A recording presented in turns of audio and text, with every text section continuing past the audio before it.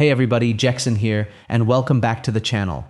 Pull up a chair, grab a cold drink, and stick with me, because today I want to walk you through what I truly believe is the single most underrated, most overlooked, and most criminally underplanted backyard orchard combination in the entire United States, possibly the entire world. 2 trees. That's all.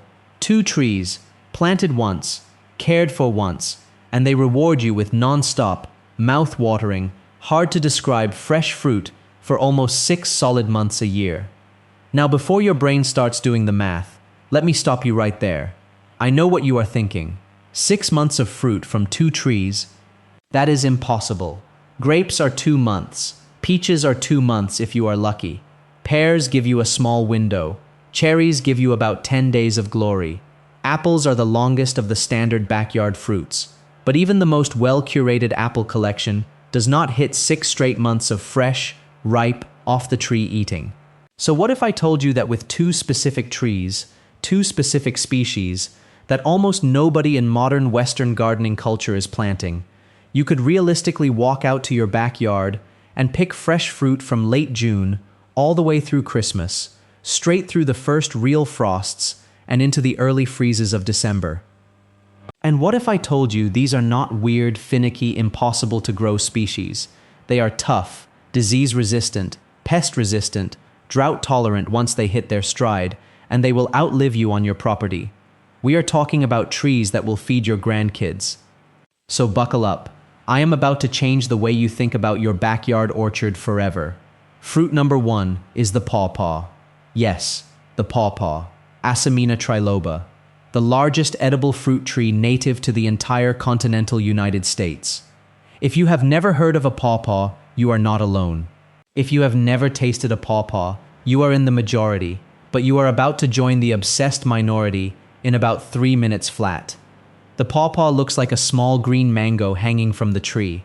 Inside, the flesh is a creamy, custard-like, sunset orange treasure with 2 rows of large, shiny, dark brown seeds running down the center. And the flavor, I am going to do my best here, but you really do have to taste one to fully understand. The flavor is this wild, layered, complex mashup of banana, mango, and vanilla custard, with hints of pineapple and a finish that almost reminds you of pumpkin pie spice.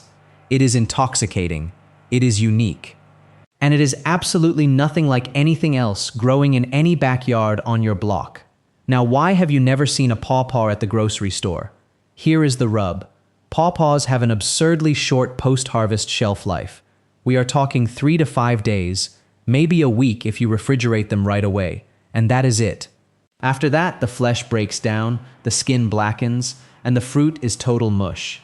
There is no commercial pawpaw industry to speak of in America, because no shipping company, no grocery chain, no distributor can get a pawpaw from a farmer's field to a customer in a different state before it is already past its prime. So pawpaws became one of those fruits that our great-grandparents grew up eating out of the woods and out of their yards, and then they simply faded out of mainstream culture. They became forgotten. They became a trivia answer. And that is a crying shame, because the flavor of a properly tree-ripened pawpaw is one of the great taste experiences of the natural world. Let me tell you how I grow them. Pawpaws are understory trees in their native range. They naturally grow on the edges of creeks, in floodplains, and in the dappled sun of hardwood forests across the eastern United States, all the way from the Gulf Coast up into the Great Lakes region. Because of that heritage, young pawpaw trees actually prefer a little bit of afternoon shade for their first 2 or 3 years. After that, they want full sun and they will reward you handsomely for it. They are hardy in zones 5 through 8, with some varieties stretching into zone 4 with a little bit of winter protection in the absolute coldest pockets. Mature trees can take 25 degrees below zero without any damage at all. That is harder than most apple varieties, and it is way harder than any peach.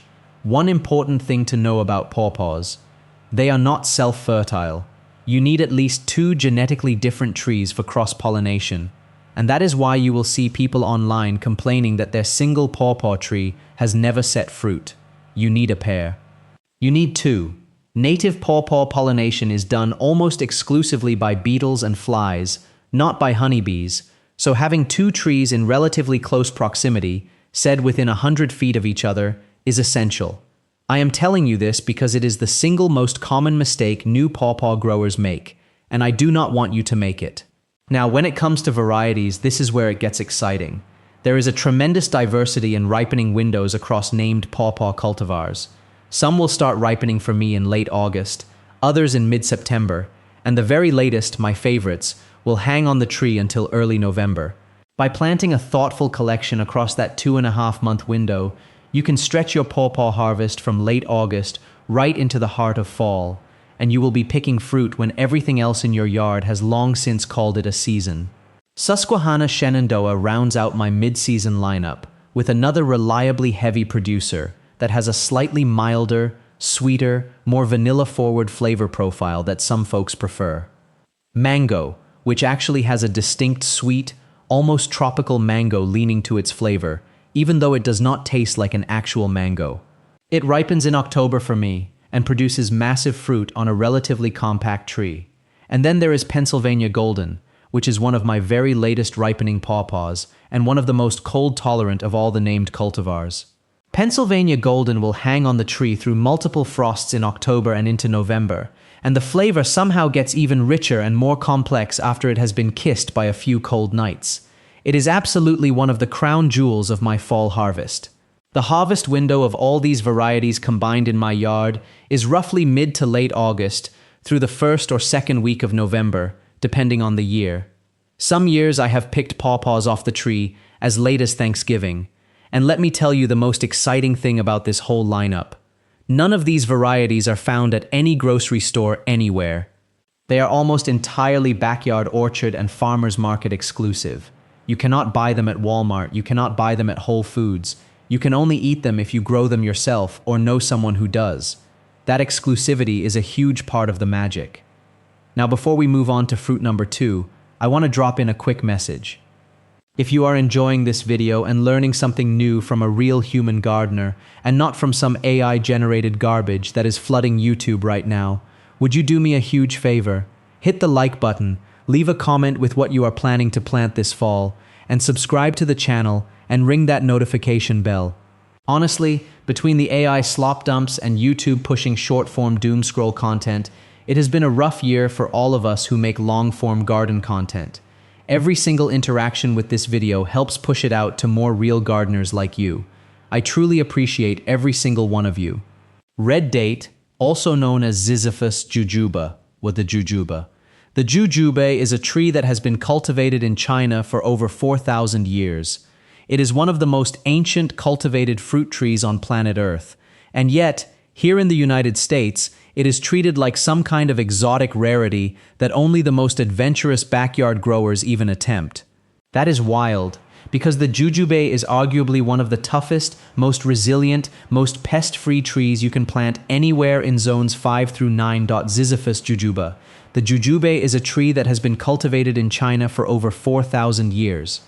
It is one of the most ancient cultivated fruit trees on planet Earth, and yet, here in the United States, it is treated like some kind of exotic rarity that only the most adventurous backyard growers even attempt.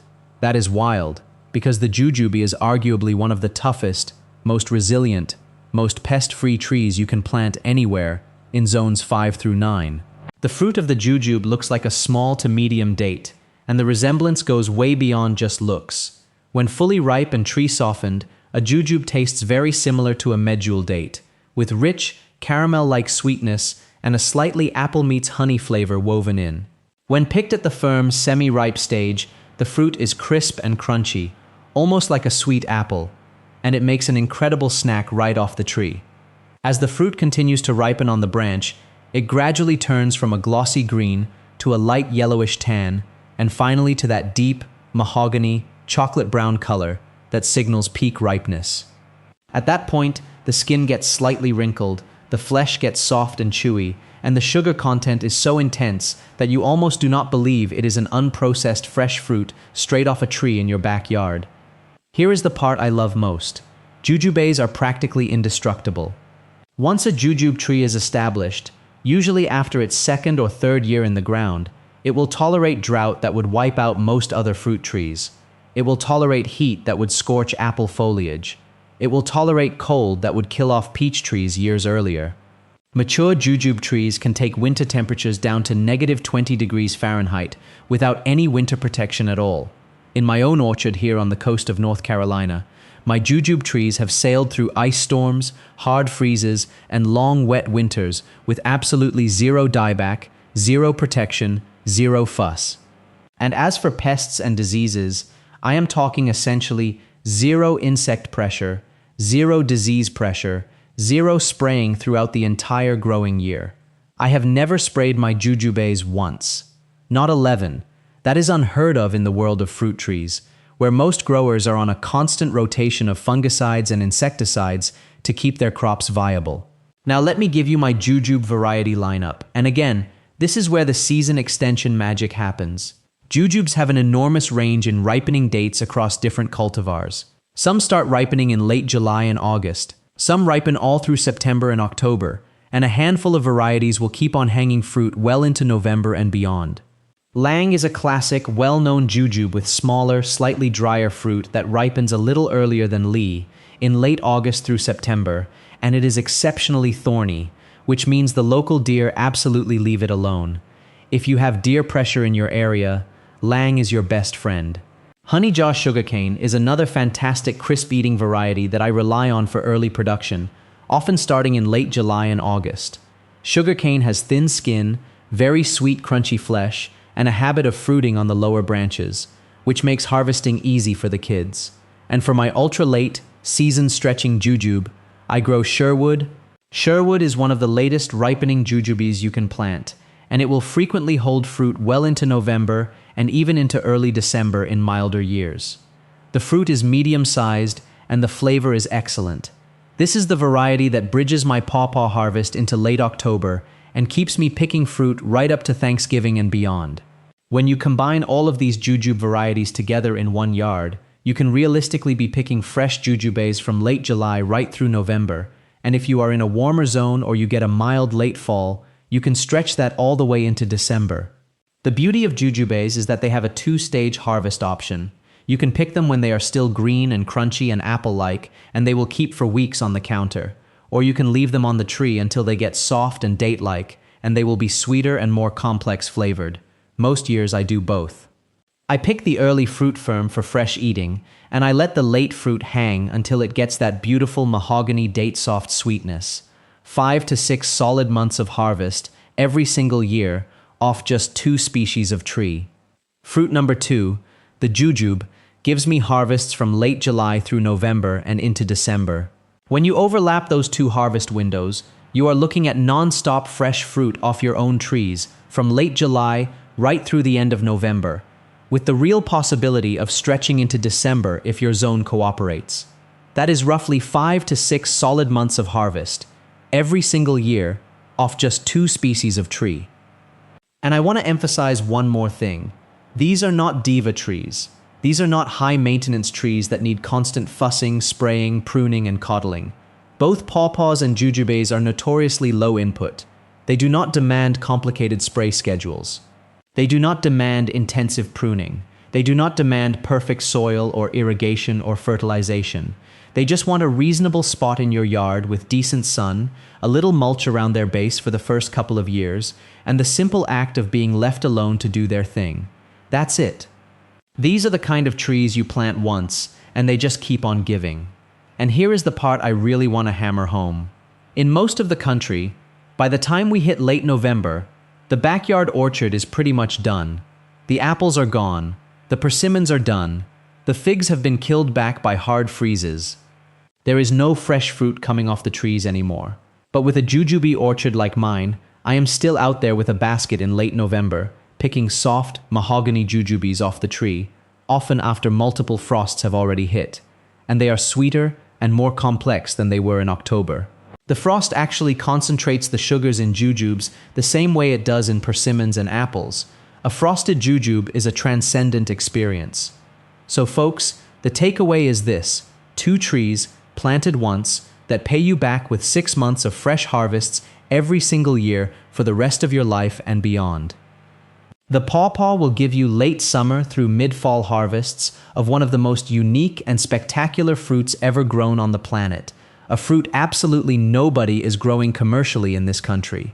The jujube will give you early fall through late fall and into early winter harvests of one of the most ancient and most resilient fruit trees humanity has ever cultivated, a fruit that is so pest-free and disease-free that you will never have to spray it once.